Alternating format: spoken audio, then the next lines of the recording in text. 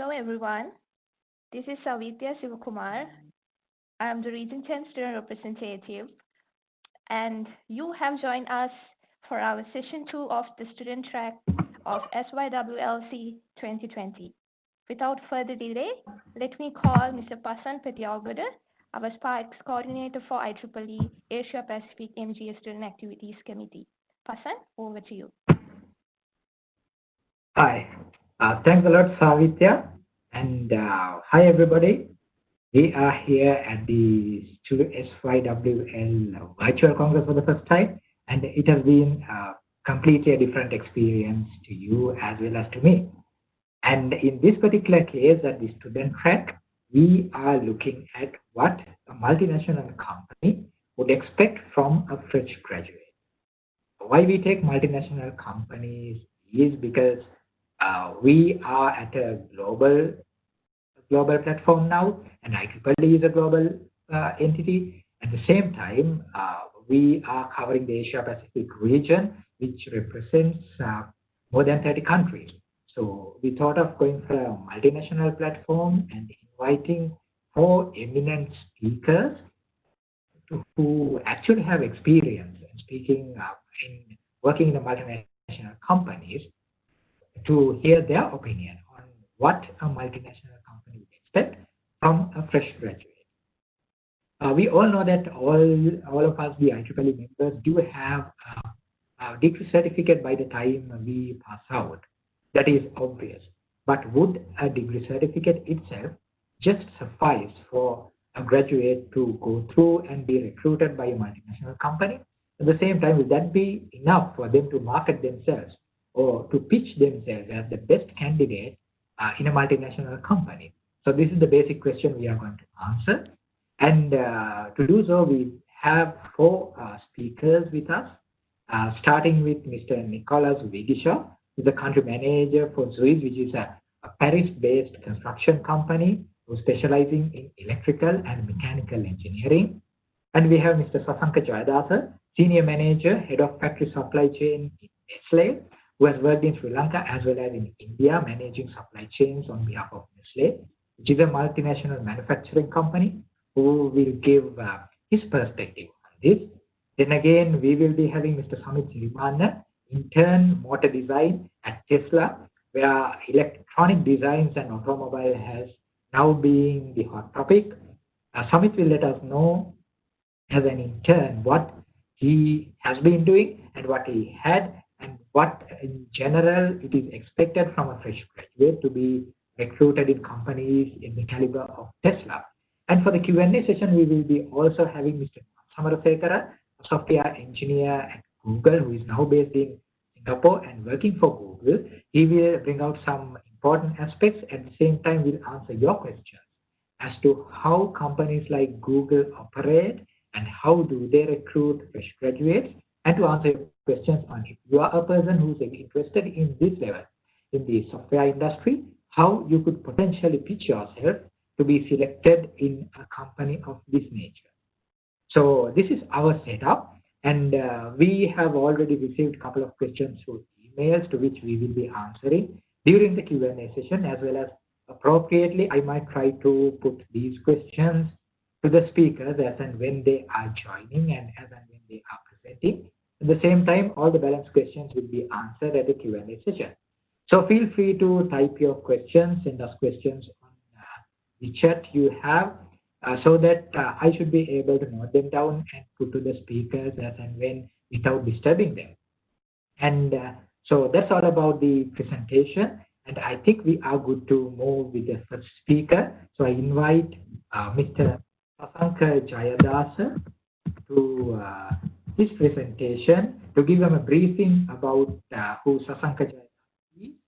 He is a graduate from University of Moratuwa, holding a bachelor's degree in chemical engineering, and then completed his postgraduate, his master in business administration from Postgraduate Institute of Management. And he has worked in Sri Lanka as well as in India in a couple of positions in Nestle in supply chain management. And he has also been a summer intern for the internship program by MS Holdings, Dialog Asia, and Deutsche Bank. And during his university time, he has been in the director board of the Rotary Club of University of Moratuwa. Mr. Sasanka Jayadasa, over to you. Thank you very much, Vasan. Am I audible? Yes, you are. You can go ahead. Okay. So very good morning and a good afternoon, and I'm sure in some cases a good evening already in Far East Asia to all of you. It's great to have you here, and it's a great privilege for me to talk to all of you today. So I have titled my presentation as "Reaching for Stars." Why I have titled it like this is because while in the university, I know all of you have dreams, targets, and you want to be different to the others because all of you are unique. And in order to reach the stars, I will share some of the tips that I have in mind, some things that I did, certain things that worked for me, certain things that did not work for me, hopefully would be useful to some of you. So if we move on with the presentation, I will give a short introduction about myself, just to give you an idea the path that I have taken so far. I graduated as a chemical engineer approximately 9 years ago in 2011 from a local university in Sri Lanka called University of Moratuwa. And in between, I also did a MBA from another university in Sri Lanka. If I touch some of my career milestones so far, after my graduation, I joined Nestle in Sri Lanka as a supply chain executive. Now, I'm sure this could raise some questions to some of you. Why, after an engineering degree, I joined a supply chain career, right? So my thought process was, okay, I had tried an internship in engineering as well as in supply chain. And I thought supply chain is something that I would be more interested in order to use my skill set better. Yeah. So I will touch upon some of these things as we move along the presentation.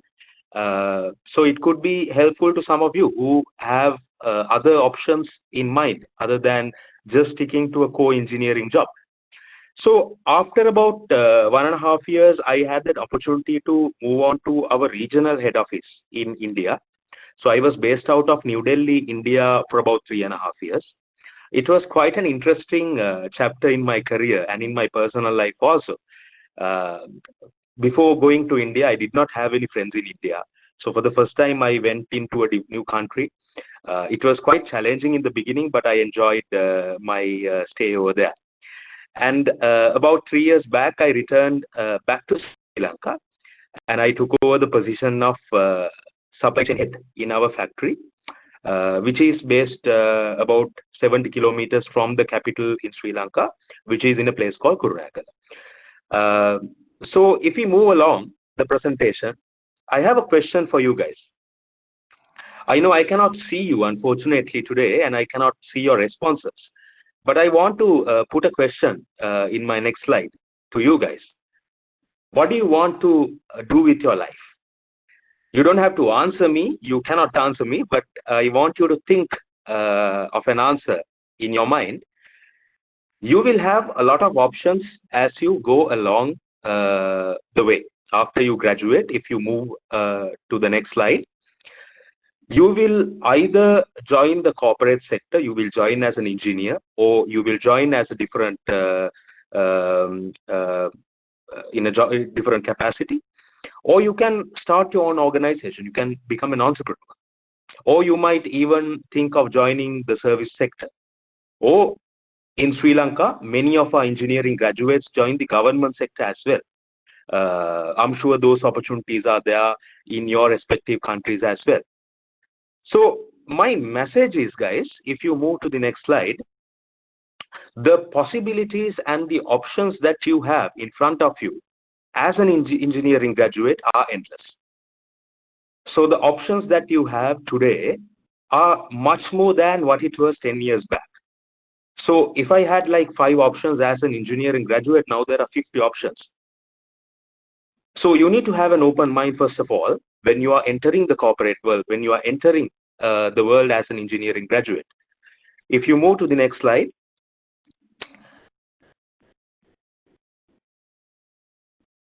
I've titled the rest of the presentation as Winning in the Corporate Jungle.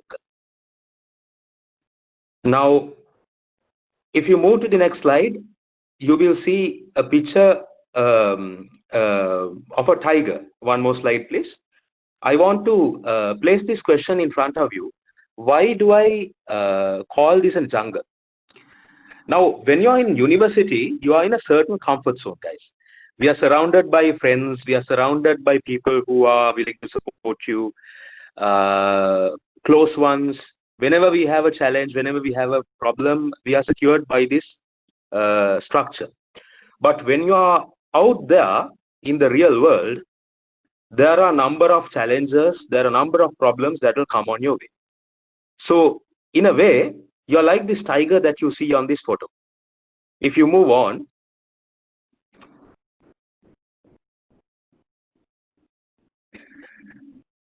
the point that I want to make here is that you don't want to be the fastest. So you just have to run faster than you. You just have to create the best version of you in order to be the best person that you can be. If you want to reach the stars, you just have to discover yourself.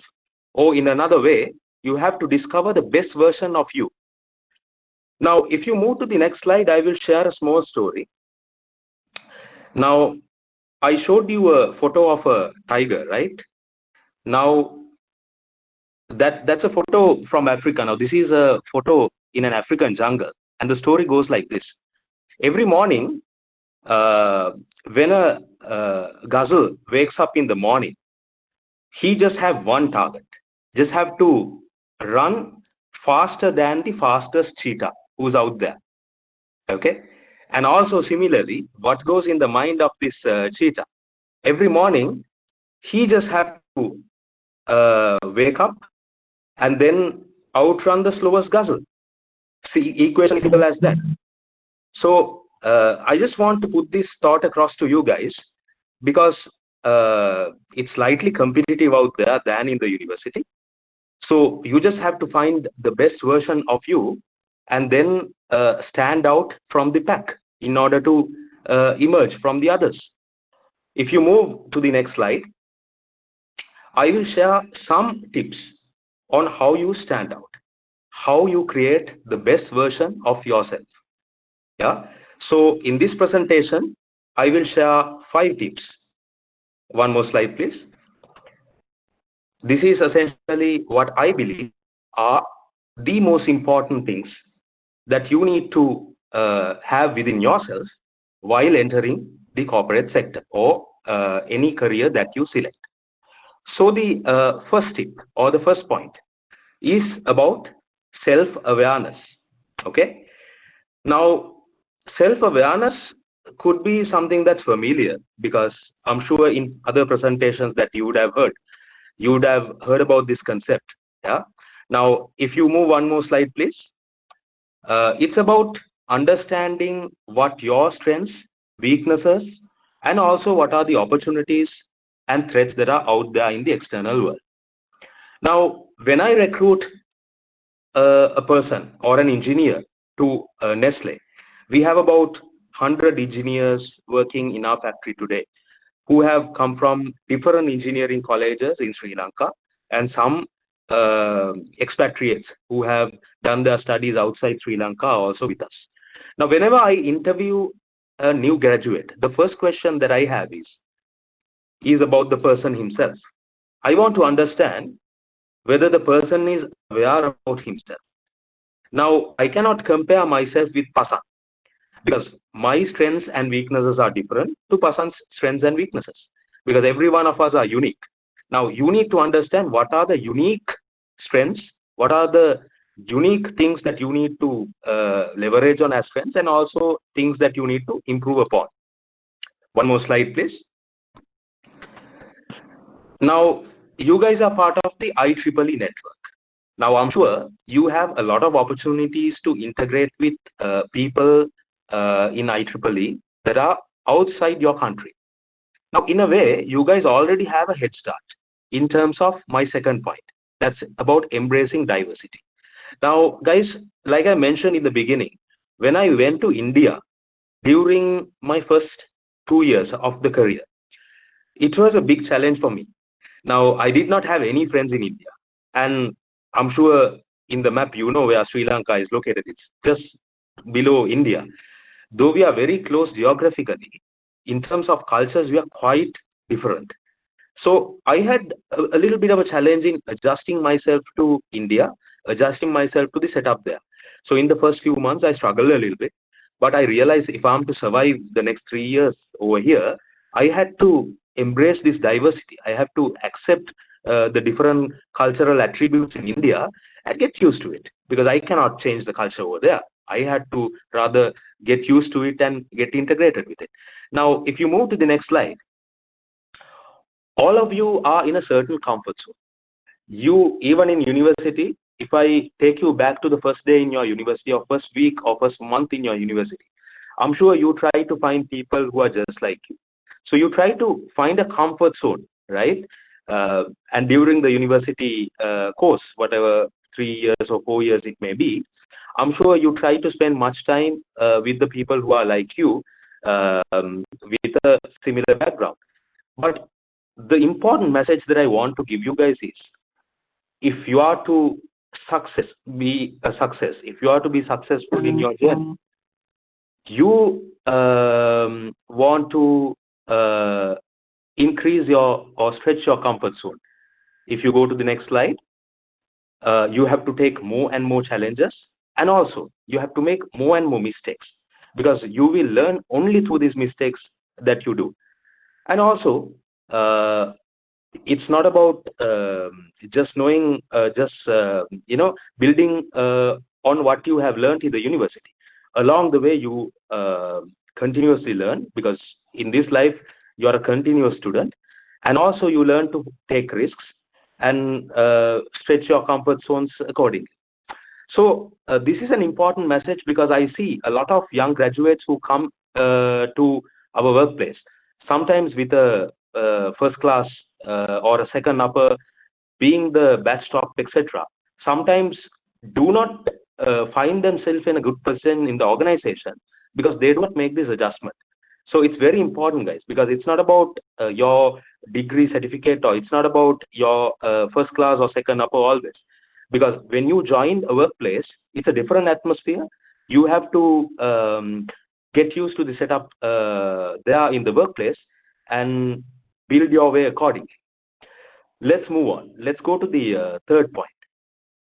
Now, specifically in a manufacturing organization, guys, this point is really, really important. Whether you are able to think out of the box and find creative solutions to the problems that are there in the workplace. If you move on to the next slide, I will pause here for a moment for you to take a look.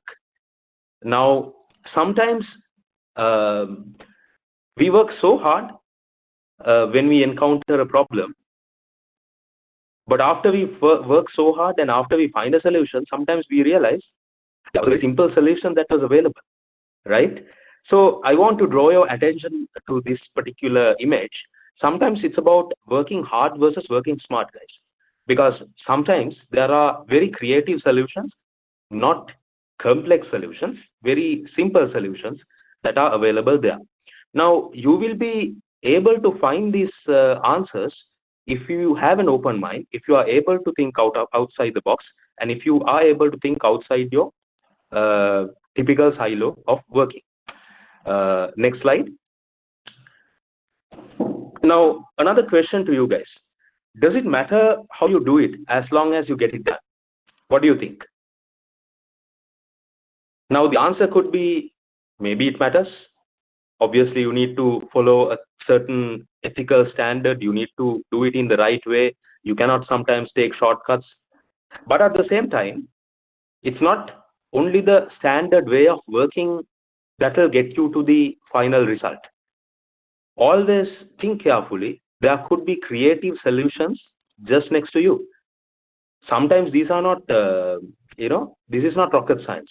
In an organization like Nestle, when you work in a Nestle factory, sometimes you will realize you don't need to be a Einstein to find some of the solutions. Now, if I talk about myself, I was not the batch top, or I was not among the people who got a first class.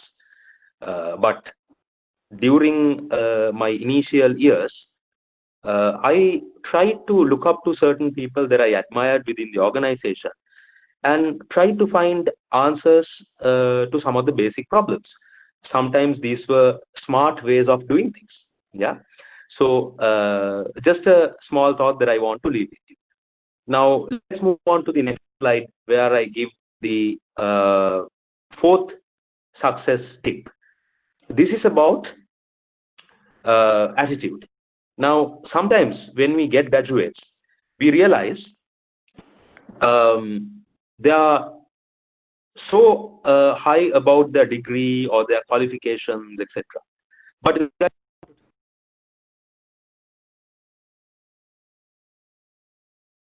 sometimes you can learn from the people who have been working at that workplace for 15, 20 years, sometimes without a degree. So, unless you have this mindset or attitude,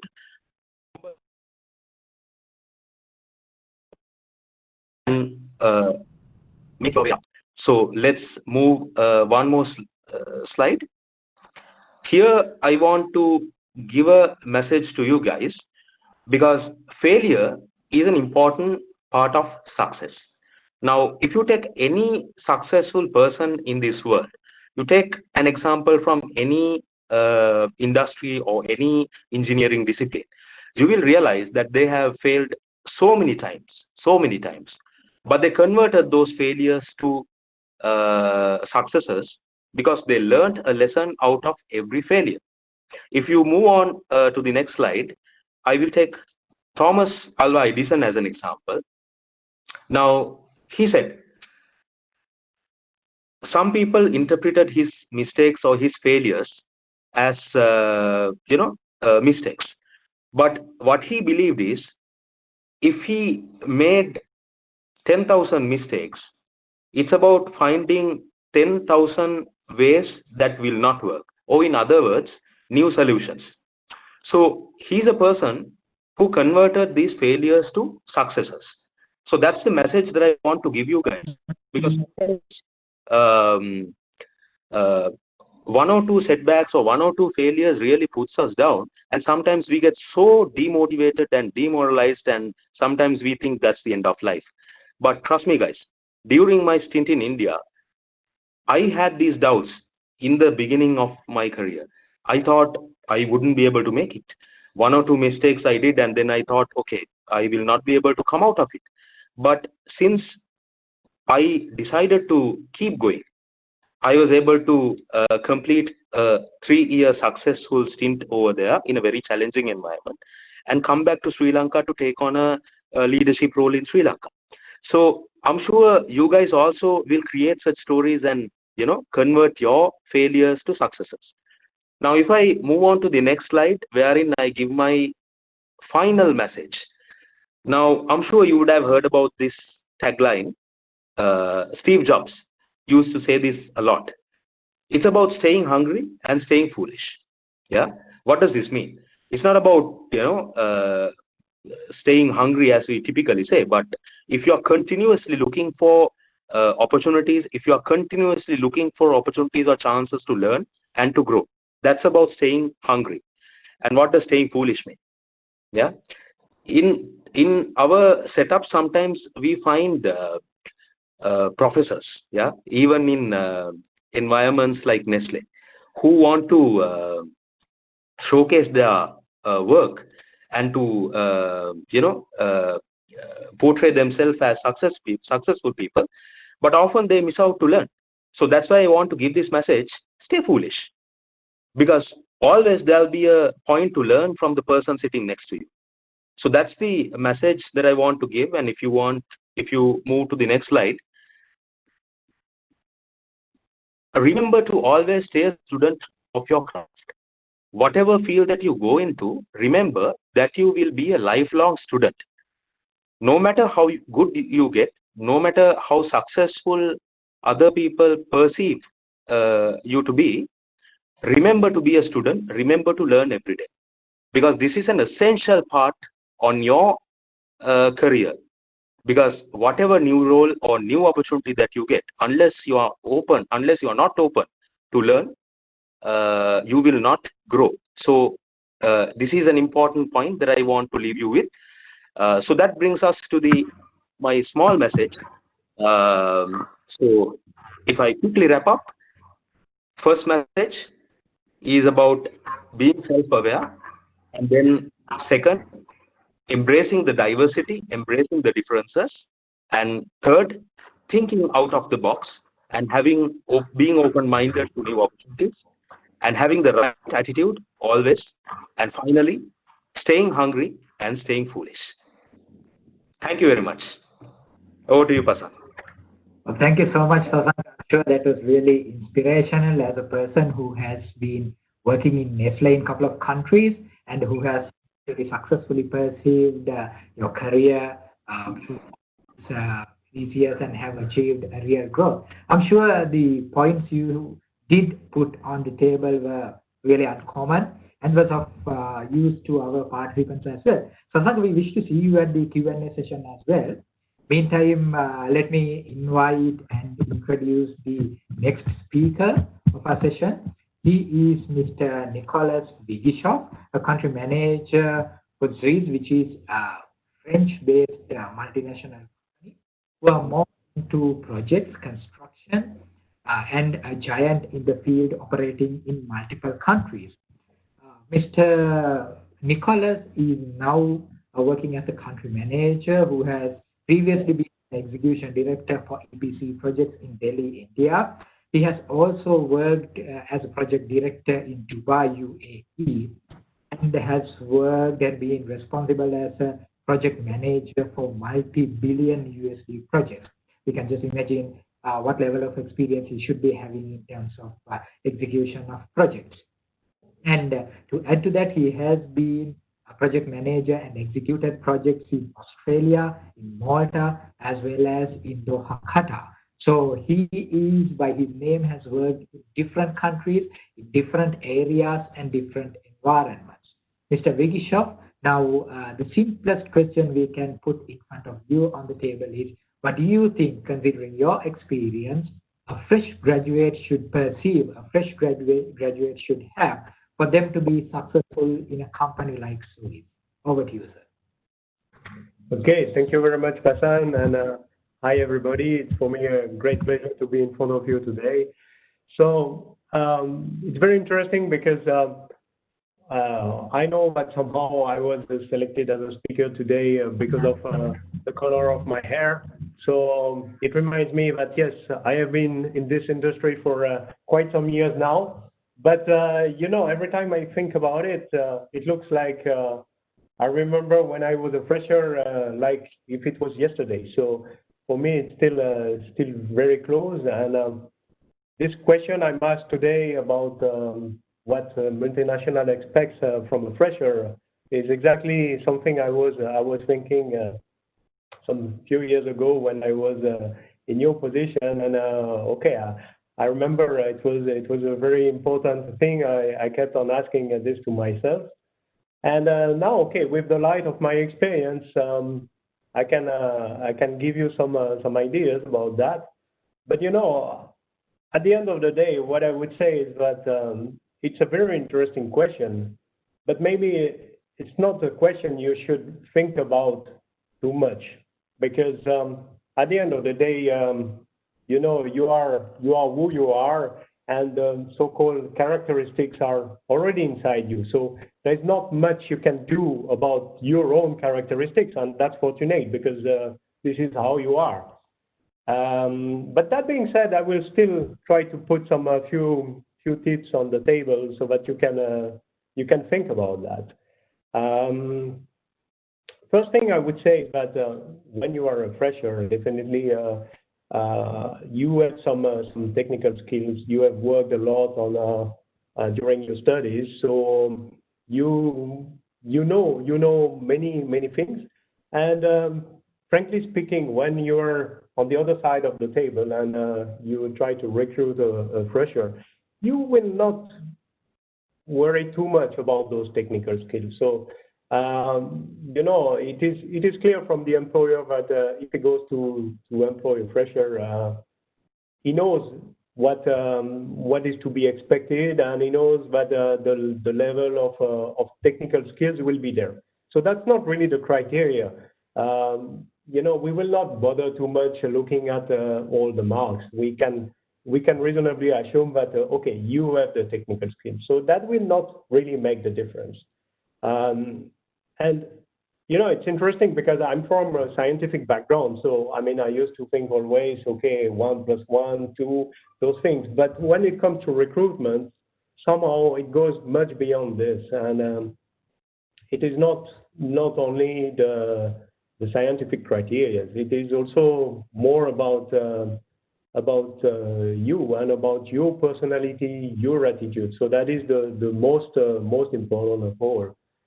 It all depends on who you are and what image you are giving of yourself and how you show to the people. So here are my small tips to you.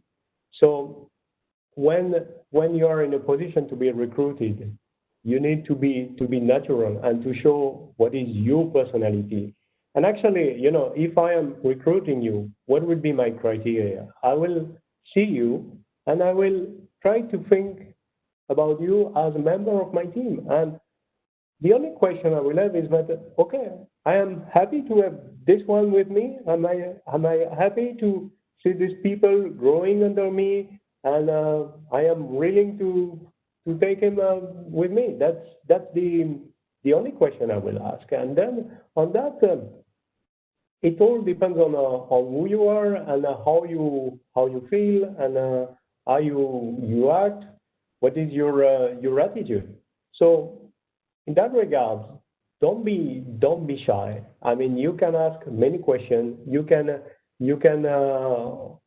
have to be curious, and you have to show that you have some appetite to learn also. So that is the main thing. And because I need to see in front of me some people who are there and who are happy to be there, as simple as that, and who really want to grow and to be part of a team. That is also one very important aspect, because we like to see people who are not working only in their corner, but who are also happy to be part of a bigger thing. So don't be shy, and you can ask all the questions you want, because that is the good point of being young. Because if you are in a company, you ask many naive questions. Maybe sometimes you will say just rubbish question. Okay, so there is no problem with that. That is the good thing, because if you are young, people will easily forgive you. They will say, yeah, okay, anyway, yes, he or she has no big experience, so okay, fine, you can ask those questions, and you should enjoy this period, because if after 20 years you still ask rubbish question, maybe the situation will not be the same. So take this opportunity that you are coming. You have to discover. You have to be curious about the company you are working for, and then you have to learn. So you have to show your appetite to learn, and you should also think about all the people around you and see, okay, why are they there? How comes they manage to be successful in this company, and try to take the positive points. I mean, you can speak with the senior people of the company, and then you try to understand, okay, what is their added value, what they have done for the company, what they are still giving to the company, and how could I somehow follow the same path? And maybe you can be also critical about that, to say, okay, maybe I would do it in a different way. I would act differently. Why not? I mean, you can have your own ideas about that. But the main thing is that you always have to be curious, because if you keep in your corner, you don't speak to anyone, then you will hardly learn about this, and you will hardly make up your mind about who you want to be and what role you want to play in the company. Because the thing is that if today I'm recruiting a fresher for a job, okay, it will always be for a specific task at the beginning, and I definitely expect you to fulfill these tasks, but that is somehow not the most important, because on the long term, we want you to stay in the company, because we know that we need young people to be the managers of tomorrow, and it's as simple as that. I mean, I don't want to put a big responsibility on your shoulder saying it like this, but without young people taking the continuity of the group cannot remain. I mean, you are the future of the group. You are the future of the businesses. So this is what we need. When we recruit someone, we need to make sure that you will be able to continue the journey we have started with the company. So that's the most important thing I wanted to tell you. So always listen, always show your appetite to learn. Definitely, okay, personality is one thing. Don't forget also that you need to fulfill a task. So, okay, you have to do your job. You have to show also that you are a hard worker, that is there. But all this goes together. Show your personality, show your skills, and then everything will be fine. And to come back and maybe to conclude on the starting point of this, because we were talking about what you expect when you are recruited, and what the employer is looking for.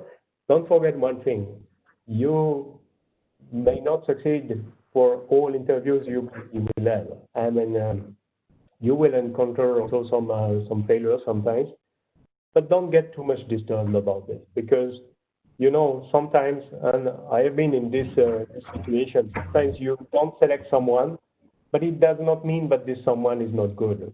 Never forget this. I mean, there can be many reasons behind not selecting one, and definitely it doesn't mean that you are not capable, you do not have the skills, or you have to change your personality. It's not about that. It's just how it is. So don't overthink about this.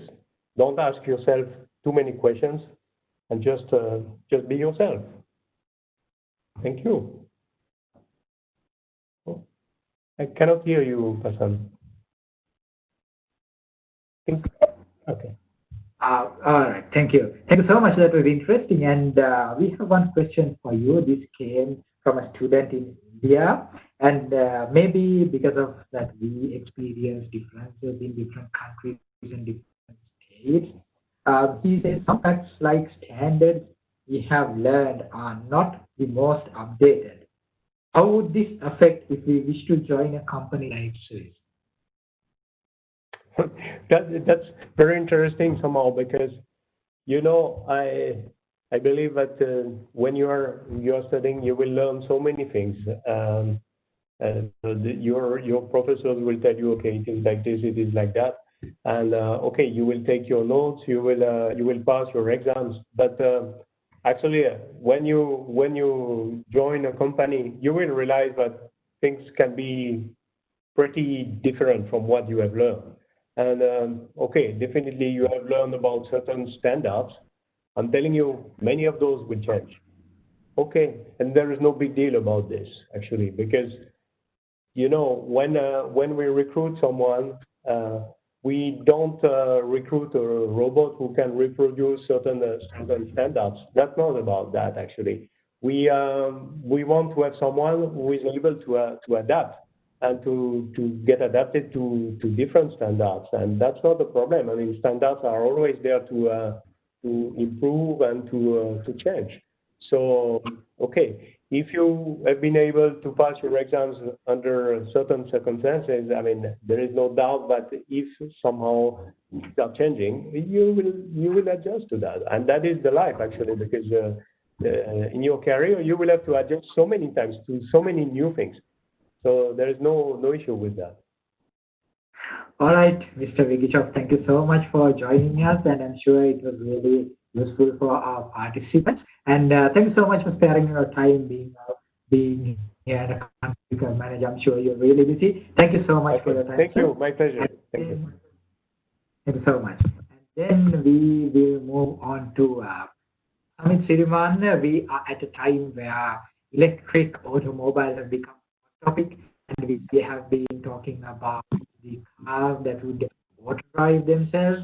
And during this period, Tesla has undoubtedly become a really important company, which has been at the same time they could send a shuttle successfully and bring it back to the planet, which was really on the headlines. And Samit Siriman, who's there as an intern in motor design at Tesla, is there in USA waking up. And I was there to ensure that he stays awake until the session comes because it's almost midnight to him there in USA. To introduce Samit, he has earned his bachelor's from the University of Colorado on electrical engineering, and then reading for his doctoral degree on electrical machines and drives at University of Illinois at Urbana-Champaign. He has also been the chairman of University of Motor Student Branch, and now working at Tesla as an intern motor design. Amit, with your presentation, let us know how a company like Tesla would work with an intern. How did you really get selected? What are the things you, a fresh graduate, should possess for him to be a part of a company like a tech giant as Tesla? Thank you so much, Prasan. And it's always great to be here. Hope everyone is safe from this pandemic, and appreciate everyone taking time out of their schedule to join this time's Congress. And special thanks to the organizing committee for keeping it alive with everything that's been going around in this year. And yeah, this is my fair share of experience on this matter, what really a multinational expects from a fresh graduate. And since you already listened to Nicholas and Sasanka, since they are at a more senior level, I'm sure what they see as what they expect from a fresher sounds more. But here's what I believe from a viewpoint of a fresher as what a company really expects. To briefly tell you about myself, I finished my undergrad in University of Morato in Sri Lanka, majoring in electrical engineering. And after graduation, I took a job at Nestle as an engineer, where I worked around 1.5 years as an engineer, during which time I also applied for this PhD program in electric motor design, which was my long-term goal at the time. And after around 1.5 years, I got selected to University of Illinois Electric Machine Group. And after joining there, I had enough time to focus on what I really wanted to study. Then during this time, I applied for this internship position at Tesla. Then right now, I am interning there in their headquarters in Palo Alto, California. And as I said, during my short period of career so far, I had the opportunity to work in two multinationals, Nestle and Tesla.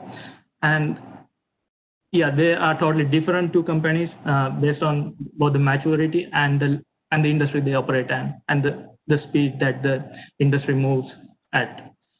And based on my experience, I'll try to list things in the order that I think what matters the most. Let's move to the next slide. Let's go one more.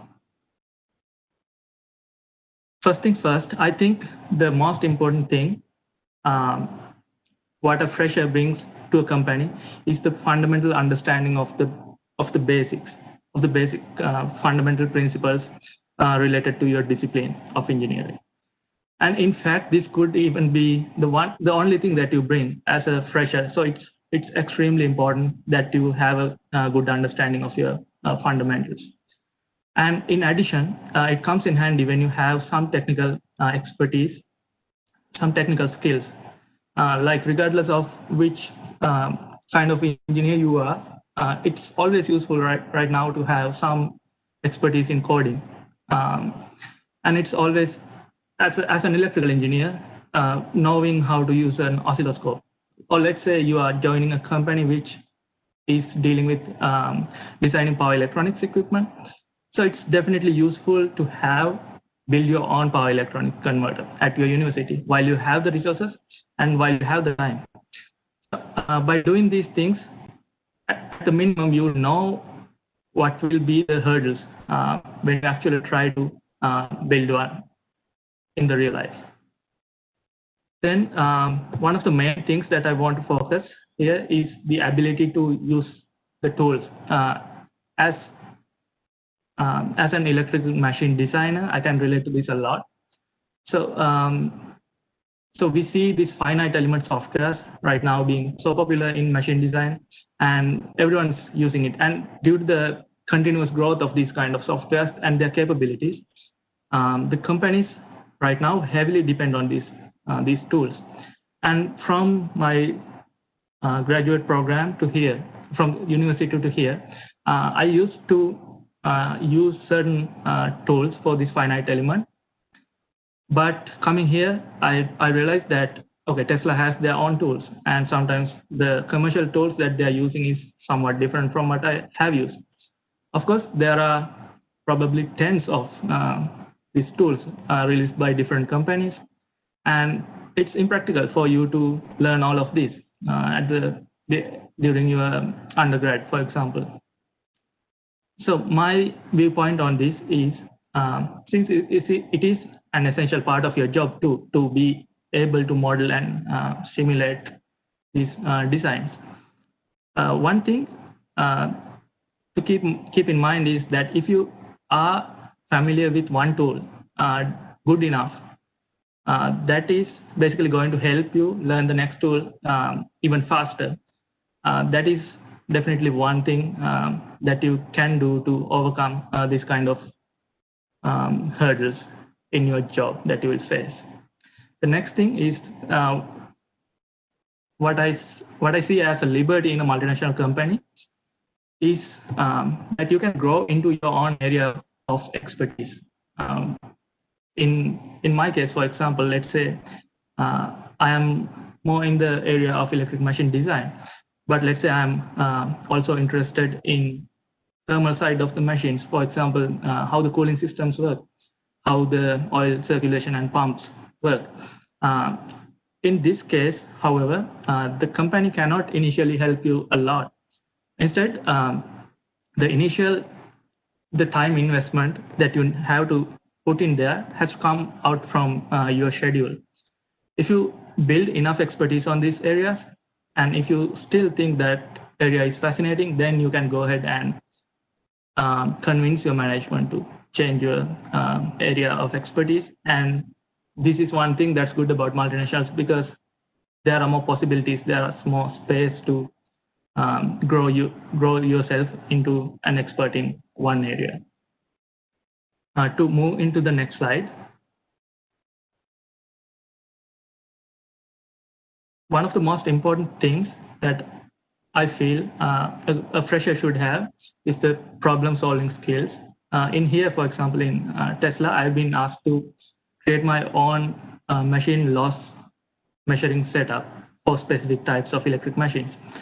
And here's when the creativity and some level of mechanical aptitude, and which means having some level of hands-on experience, comes in really handy. I can relate to my experience a lot here. During my time in undergrad, for example, I really shied away from building real things. Instead, I focused more on theories and more analytical side of things.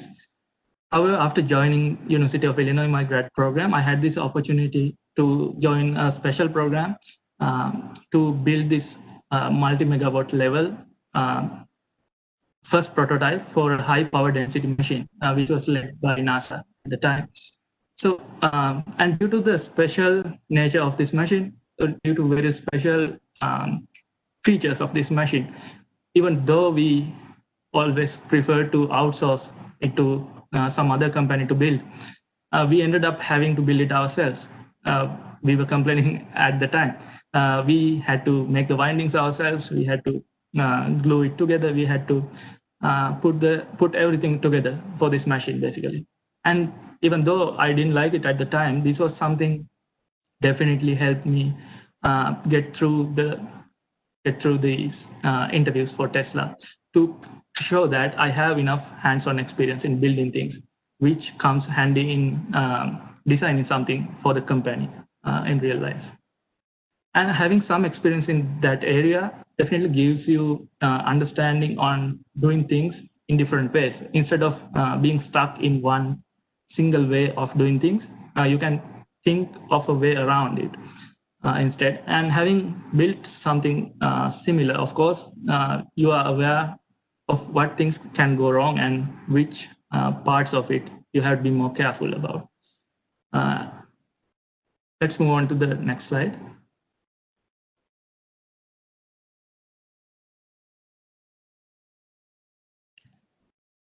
And the remaining of the points, I think, are equally important in the eyes of the company when you join the company as a fresher. Being proactive is not waiting for something to happen and being always updated and predict what's going to happen, and being aligned with your manager. That's important. And one of the most important things that I see is being persistent.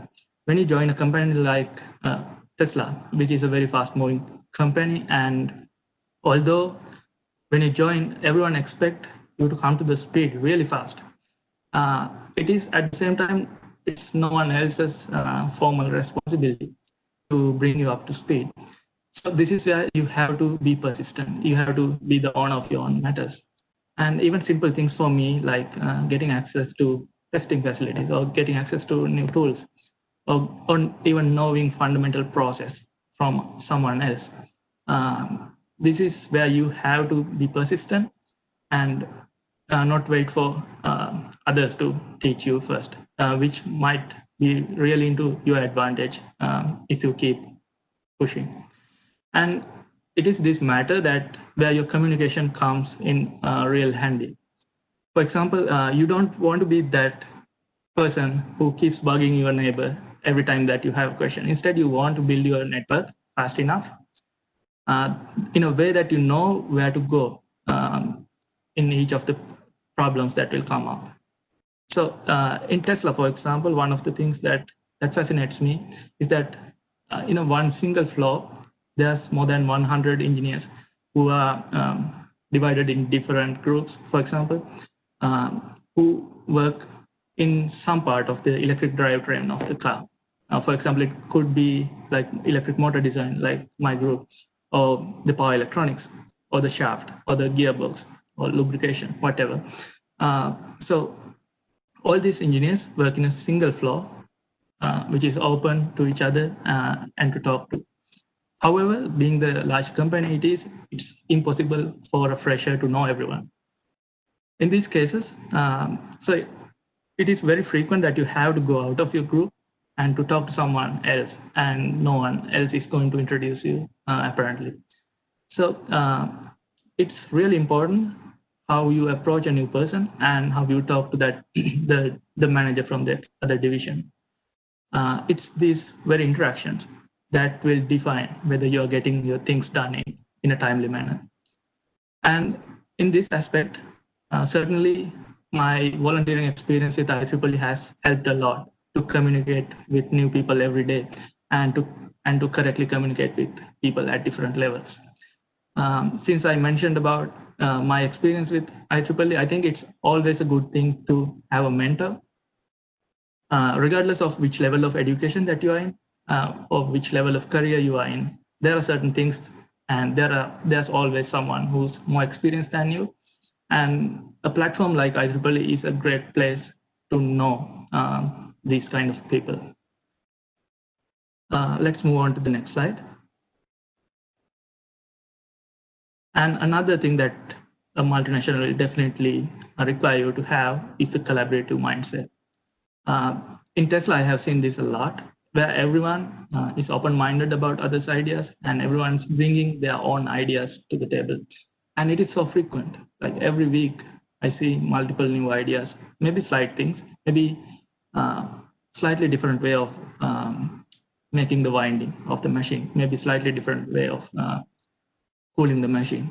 And regardless of whether these things will go into the final product of the car, regardless of that, I have seen that these new ideas have always been appreciated by the team, everyone in the team.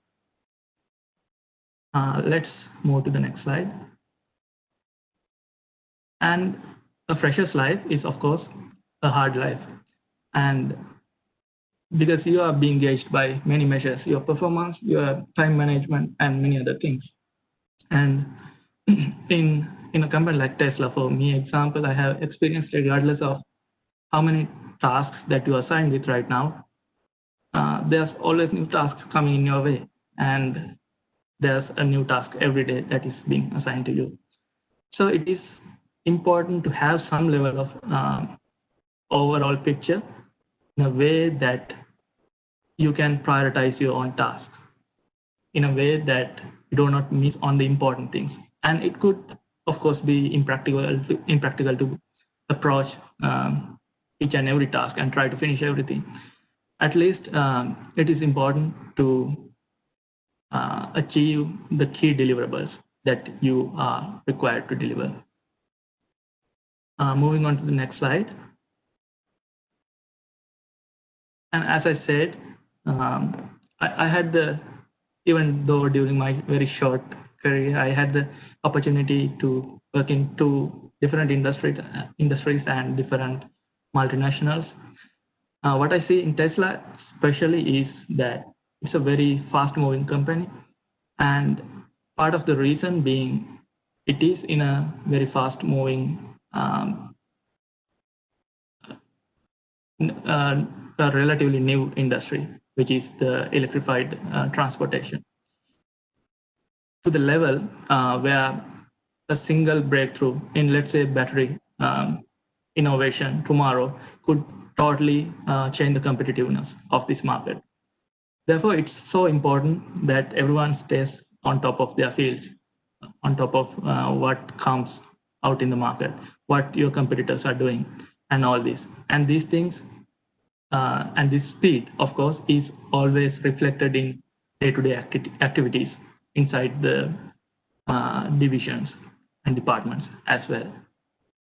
I'm sure in different companies, in different industries, there might be different qualities that you need to develop to succeed.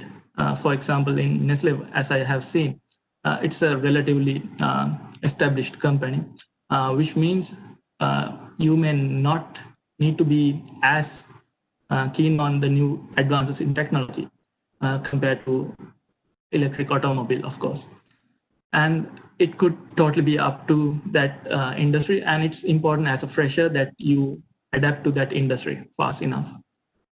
And being the fast-moving company that is, I have seen in Tesla like a project that could easily take 1 month for me in university to finish. They require it to be done in less than 2 weeks, let's say. And so it is always important to have that overall view and being aware of your hurdles to be a more successful person in this area. And I think that's all I had to share. If there are any questions, I would be happy to take. Thanks so much, Amit. I think we will go by the order. We have already received some questions as well. So we will take them in a way that the speakers will switch one after the other so that everybody gets the chance to speak and we maintain the diversity. Before that, I would like to introduce you Mr. Nuwan Samarasekara, who will be joining us for the Q&A. Introducing Nuwan, he earned his bachelor's degree in computer science and engineering with first class honors from University of Moratua. And then he earned his master's degree in the field of computer science from National University of Singapore. He is also a certified investment advisor at Colombo Stock Exchange. And now Nuwan Samarasekara is serving as software engineer at Google. Mr. Nuwan Samarasekara, we welcome you on board, and I think that it's better to start with you with the first question. It was said that the question, does a multinational appreciate teamwork? And if so, but by what means?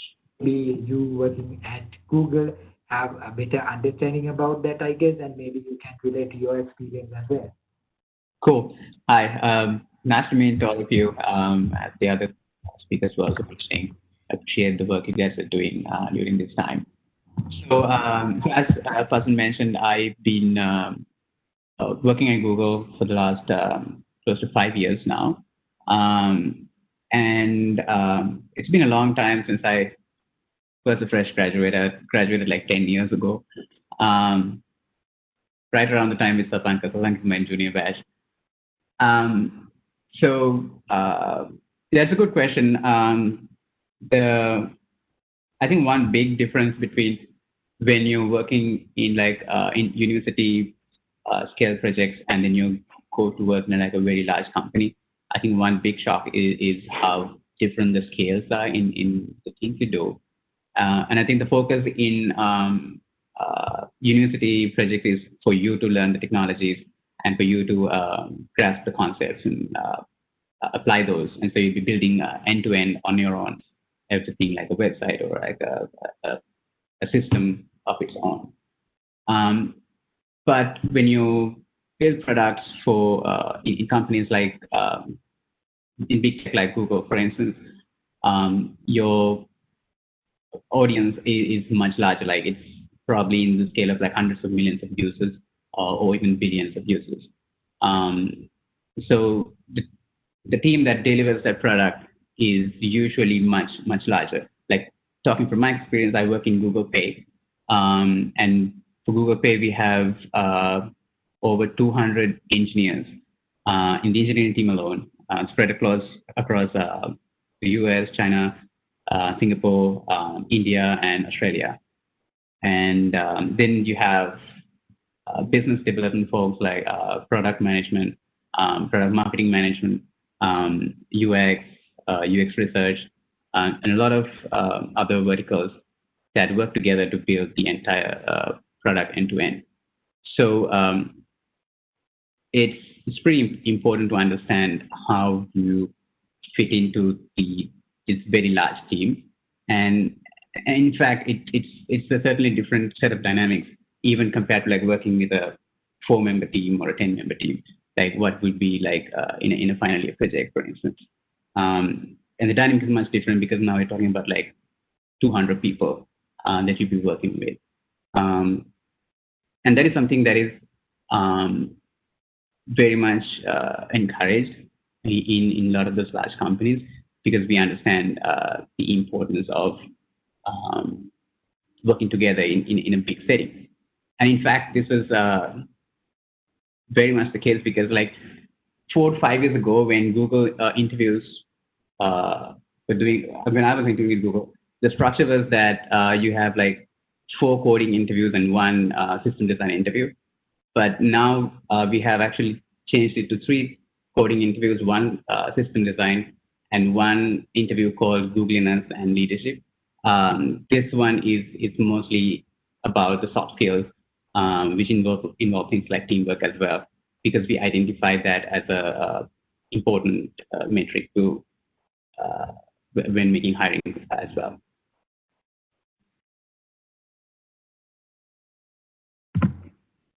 Oh, thank you so much, Nuwan. Thanks a lot. And then I think this question would be better answered by Sasanka, but of course it would be open to you all. The question is, how effective communication helps in working at a multinational? I propose Sasanka, but of course any one of the panelists can add. Yeah, Pasan. I think all of the speakers would agree with me. Other than your technical skill, your communication skills is of paramount importance for your success at the workplace. I mean, you can have a great idea, but unless you're not able to communicate it properly, unless you don't put it across to the key decision makers of the organization, it would be of no use. So hence, this is extremely critical.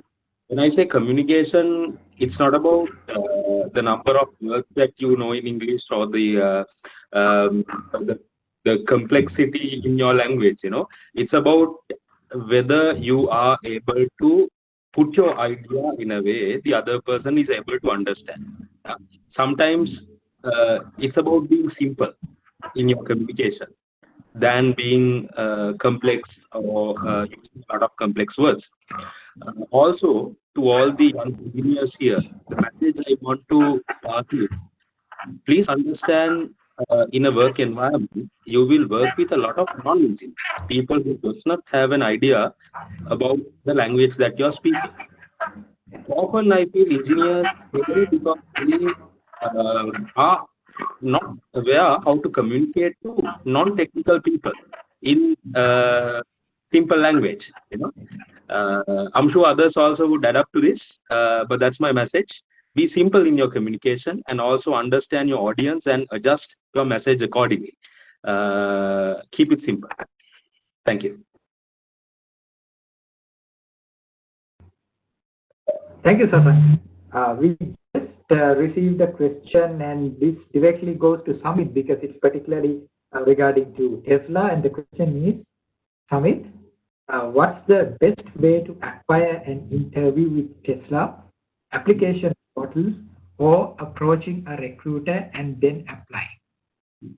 Repeat, what's the best way to acquire an interview with Tesla, application portal, or approaching a recruiter and then apply?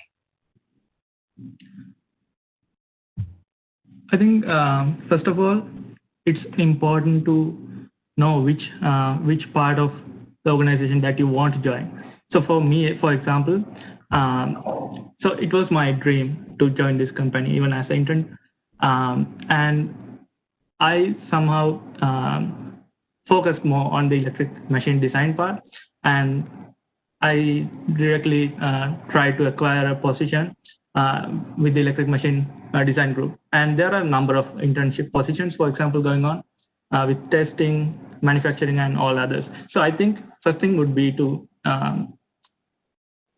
think to yourself what would be the position. Then without going through recruiter, I think would be the best way to directly apply. Suggestion is to directly contact Tesla or directly apply through the contacts, the Tesla's portal instead of going through the recruiter. Do you have any specific reason to do so? I do not have any specific reason, but I think if you are specific enough about the position that you are applying, I think what recruiters usually tend to do is that the positions are shown in a more general way, and the positions that are shown in more general positions, more general areas of work like testing or manufacturing. And if you really want to get into a certain division, for example, it would be much focused to go through the portal itself. All right. Thank you so much. We have one more question to maybe this could go to Nuwan because he is at Google. Nuwan, the question is, does the university grade really matter? Let me repeat, does the university grade really matter? I don't know how you could respond to that. Yeah, that's a tricky question. Because if you talk about the big tech companies like Google, Facebook, Apple, Microsoft, they have to put yourself in the perspective of them to really understand how the interview process works. Because basically we want to optimize for removing false positives and at the cost of false negatives. What it means is that those companies, because they'll be having a ton of applications that comes in every day, there's quite a large volume of applicants to those companies. So it doesn't make sense to make false. So false positive means that you hire someone who is not performing at the level we expect. False negative is we do not hire someone who we should have hired, who is of good quality. So we would opt to, like, having a false positive is a bigger cost because then you have someone in team that is not performing at the level you want. At the cost of now, we can afford to have false negatives because there are so many people applying. So, like basically what I'm saying is, like, if you do not get selected, that doesn't mean that you're not qualified for that role. And that happens quite often. Like I was rejected a couple of times from Google as well before I eventually got selected. And having said that, so the point is that obviously a good grade and good academic record does help make you stand out. But more than that, I think what does stand out is your passion for the technology. Like if you have side projects that you're doing, like you have GitHub projects that you're like contributing to. Basically, like you are passionate beyond just doing your final year project or like whatever that was assigned to you, that you take a more active role. And in that, actually, there was this one UX designer in my team who was from Macedonia, and she is considered one of the top 26 designers in the world. And the funny thing is, she does not have a degree. She didn't graduate, and she's in Google. So, all right. But having said that, that does not generalize to say that we will hire anyone who does not have a degree. It's just that you have to show like you have very passionate and you have like other things to back up your application. Thank you so much. And there is one more question which, it's open. Maybe we can suggest that maybe Sasanka to take this. It reads as, I have a question, which is, in a summary, how can I train myself to always think out of the box? How can I train myself to always think out of the box? Maybe Sasanka, but yeah, it's open. Yeah, Pasan, I would like to supplement the previous answer from Nuwan before I answer the new question. Right. No problem. You can do so. Very, very quickly, guys, always think how you can create the best version of yourself. Okay, do not compare yourself with someone else who has a better GPA or a better class than you. Always try to be the best that you can. For example, Hasan with a second lower could be better than Sasanka with a second upper or a first class. And also, at the same time, I want to emphasize the point, Sasanka with a first class would be better than Sasanka with a second upper, right? So always push yourself to do the best that you can do, but do not compare yourself with someone else, because although I have a first class, it doesn't guarantee me a job, and because of the other attributes that he has, he would get a job with a lesser class, so it's not the only thing that is in an interview. Okay, if we go to the last question, my advice is that try to interact with people who has a different background to your background. Now, often we try to associate people who have the same background, who come from the same academic background, etc. Now, if engineers need engineers, obviously you will find engineering answers only. But if you guys as engineers also associate entrepreneurs, also associate street smarts who have come from a completely different background, also associate people with a marketing background, finance background, your solutions to problems would be not silo solutions. They would be more rounded solutions considering the practicality of all areas in the value. So my advice is talk to a lot of people, have a lot of people in your network who are different your qualifications or to your background, and also to emphasize on a point that Samit mentioned in his presentation.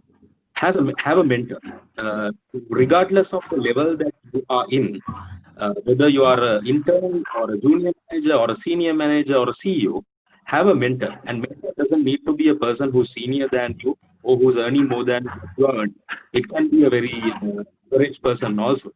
But as long as that person is adding value to your domain, to your thought process, as long as the person is opening up in terms of your approach, thought process, that will help you to be a more creative person, a person who thinks outside the box.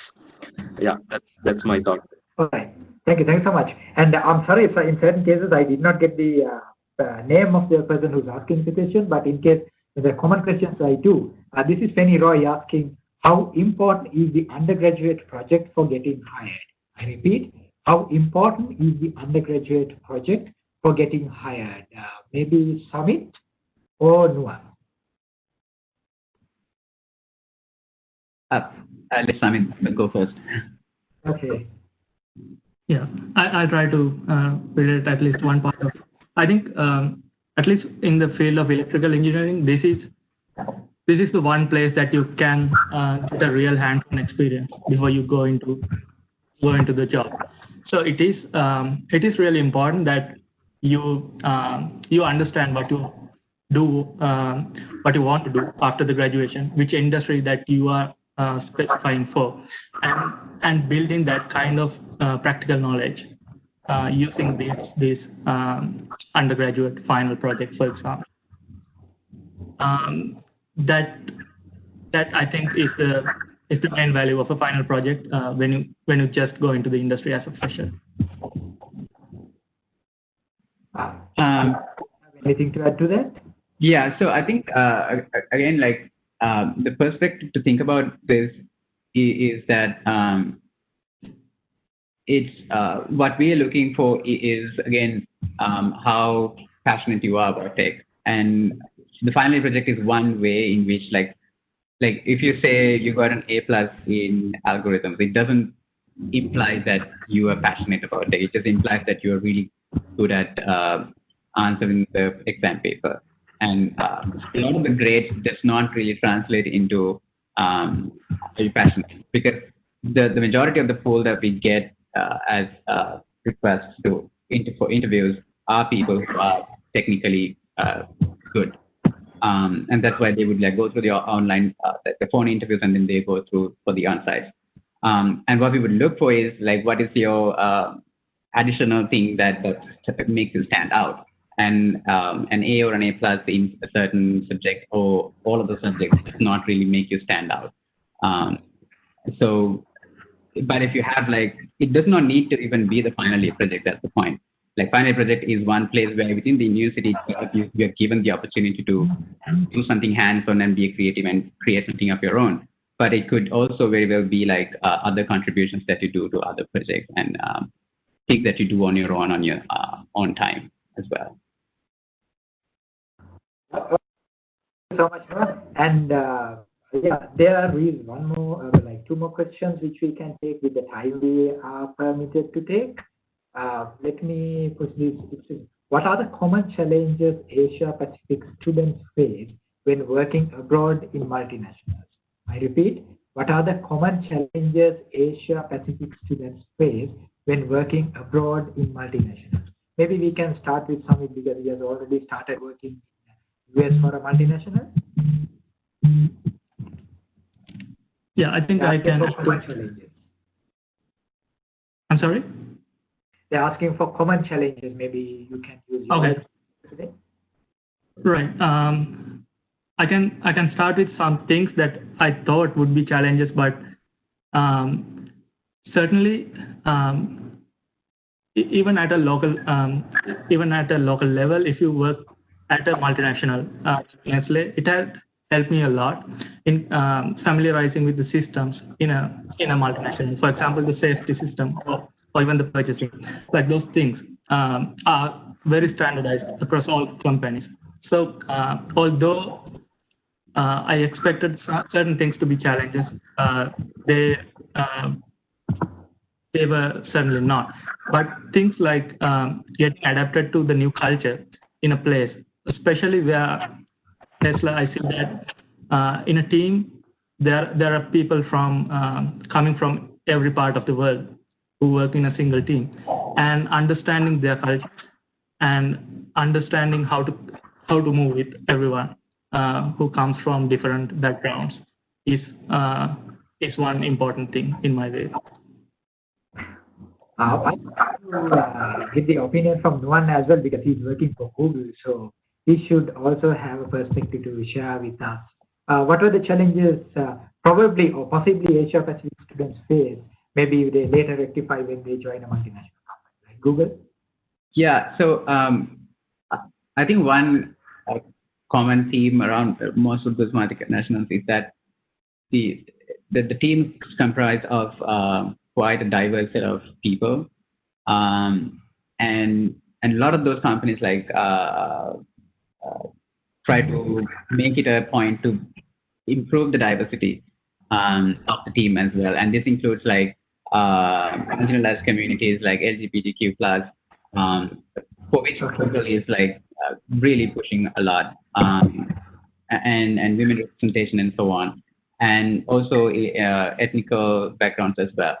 So so the teams usually are somewhat diverse compared to like the university times when all the people are like pretty homogeneous, like everybody's pretty much the same race and all of that. So there's not a lot of diverse opinions during that time. But when you step into a team where diversity is somewhat heavily promoted, you have to. I think that's like a little bit of a culture shock as well, and I think that's something you have to be aware of and be ready to face. And in fact, we actually have in process, like in our processes of hiring and all of that, efforts to like quantified efforts to make diversification a part of our teams. And the main reason for this being like when the team is diversified, then you can serve the people who are diverse as well. Like if you don't have colorblind people in our team, this is actually an example. Like because we had like colorblind people in the team, then we could like figure out, oh my God, like our product does not work on colorblind people, for instance, and this basically expands the same way to other aspects as well. All right, thank you so much. And we have one question which I think should go in common to all of you. The question comes from Mitushan. He's asking, what does it take to secure the same position each one of the panelists' company? What was their upper hand to get where they are? I think you can also see the question on the right-hand side of your panel. The question is, what does it take to secure the same position each one of the panelists' company? Basically, what was their upper hand to get where they are? So we go by the order you wish. I think all three of you have different opinion on this. Maybe we can start with Sasanka because he did not speak for a while. Yeah, I mean, if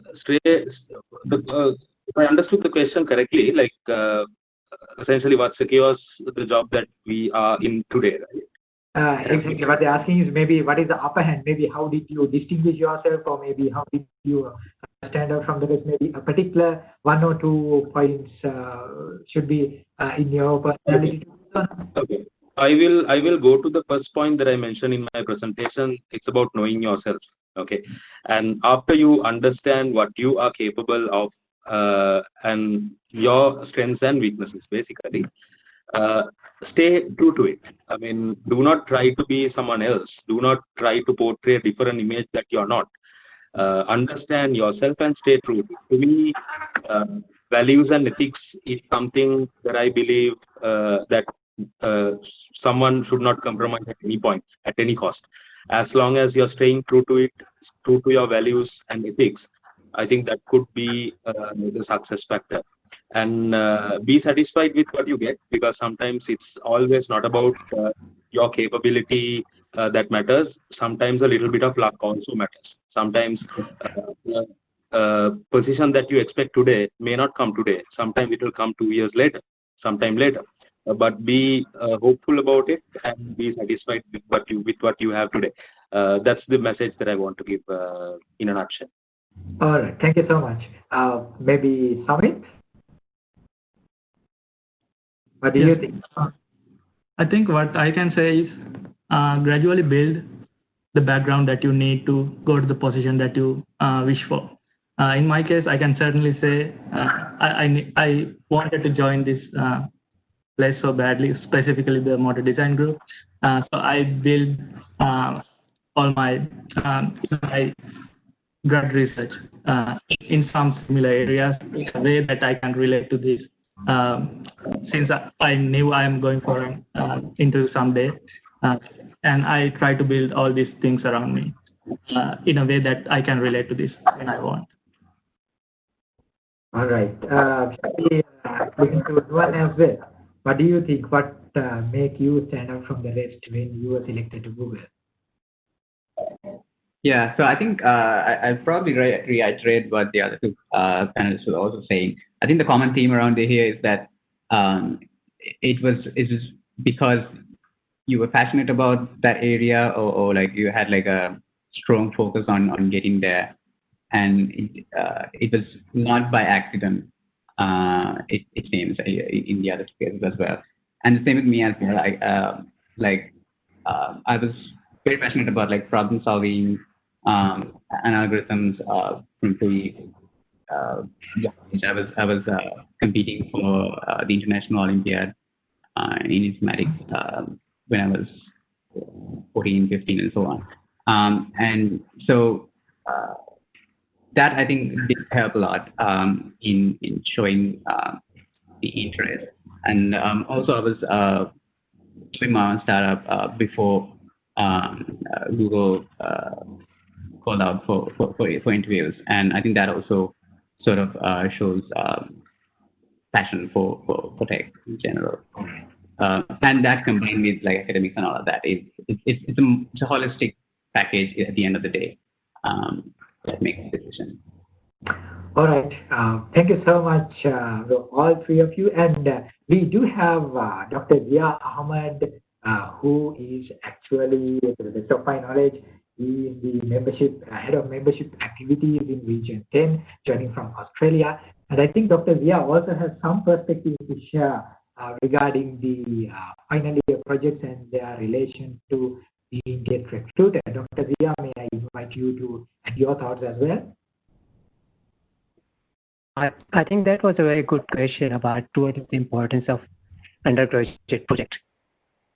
If you are going for a job after your first degree, that's one of the very important thing in your hand to sell yourself. Now, when you apply for a job, you do mention your degree and your subjects and your marks. That get you the interview, but that doesn't get you the job.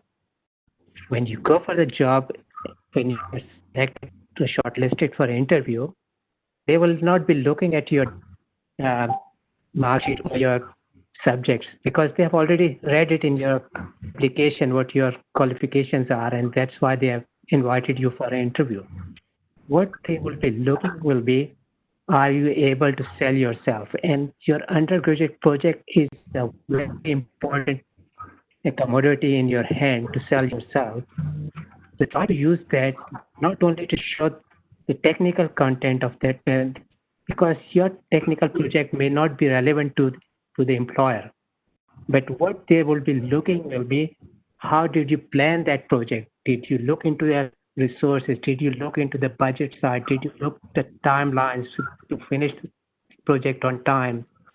Did you work in a team? Those will be the things which they will be looking at, not the technical things in that project. So this your final year project is very important to sell yourself, to convince that you have a process to think about things, plan, get resources, make right contacts, if you had hurdles in solving some problem in the project, how did you start solving those problems? Those will be the typical things the interview panel will be looking. So don't think that your undergraduate project is not important. It's very important to sell yourself. Am I clear? Thank you. Thank you so much, Dr. Zia.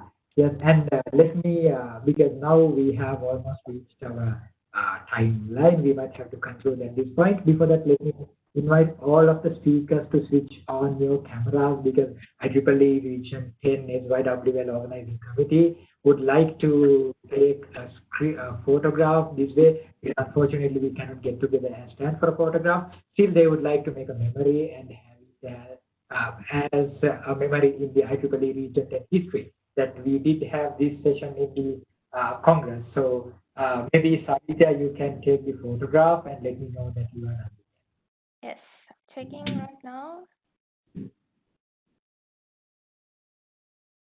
Okay, done. All right, thank you so much. And let me conclude the session by reiterating the things. I summarize them in the way as much as I could do so. So in summary, what I understand is there could be two types of positions naturally. It could be a technical position or it could be a leadership position you are applying to at the first part of the profession, but later you do go into the managerial position eventually, particularly mentioning what Mr. Bishop said. Even though you are recruited for a particular position, in time you have to take leadership and the responsibilities of the company as well. So if you are looking for a technical position, the technology and the understanding of the technology you have do really matter. But if you are looking for a leadership position, like a management position, leadership might sometimes outrun and leadership might come before the technical capabilities.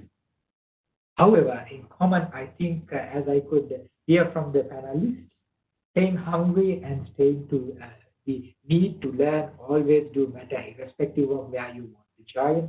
And being yourself and demonstrating your own personality also do matter in whatever the position is. And there are some key takeaways I could just note down. Associate people from different backgrounds.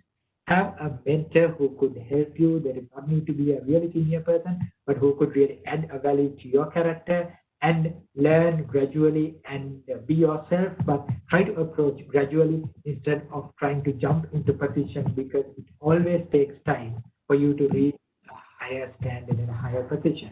So that's what I could jot down. I'm sure you have more than I could do from this session. So let me thank you all one by one, starting with Mr. Nicholas Vigishaw, a country manager of Suez, and Mr. Sasanka Jayadasa, Senior Manager, Head of Factory Supply Chain from Nestle, Mr. Nuwan Samarasekara, Software Engineer from Google, and Mr. Samit Siriman, a motor design intern at Tesla. At the same time, I would like to thank Mr. Savita Sivakumar, the regional student representative, for heading us and organizing all these and letting us do the session on behalf of the Region 10 Asia Pacific region students of the IEEE.